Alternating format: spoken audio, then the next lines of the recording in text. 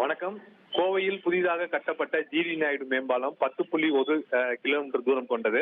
மாநகரிலிருந்து இன்று அதிகாலை 2 மணி அளவுல புறநகர் பகுதியை நோக்கி, அதாவது கோல்டு வின்ஸ் பகுதியை நோக்கி வந்து அந்த மேம்பாலத்துல பயணித்து மேம்பாலத்தில் இறங்கியவுடன் சுமார் 1 கிலோமீட்டர் தூரத்துல சாலையோரமாக நின்று கொண்டிருந்த லாரியின் மீது அந்த கார் மோதியதில் சம்பவ இடத்திலேயே வந்து ஷேக் ஹுசேன் என்பவரும் அவருடன் பயணித்த பெண் மற்றும் இளைஞர் ஆகிய 3 பேரும் வந்து சம்பவ இடத்திலே உயிரிழந்துட்டாங்க. உடலை வந்து நீண்ட போராட்டத்துக்கு பிறகுதான் வந்து அங்கிருந்து மீட்கப்பட்டு அருகில் இருக்கக்கூடிய சிங்கநல்லூர் இஎஸ்ஐ அரசு மருத்துவமனைக்கு பிரேத பரிசோதனைக்காக கொண்டு சென்றிருக்காங்க. மேலும் இந்த விபத்து நடந்தது எப்படி, அதே சமயம் கார் அதிவேகமாக சென்றிருக்கு என்பது முதற்கட்ட தகவல்ல தெரிஞ்சிருக்கு.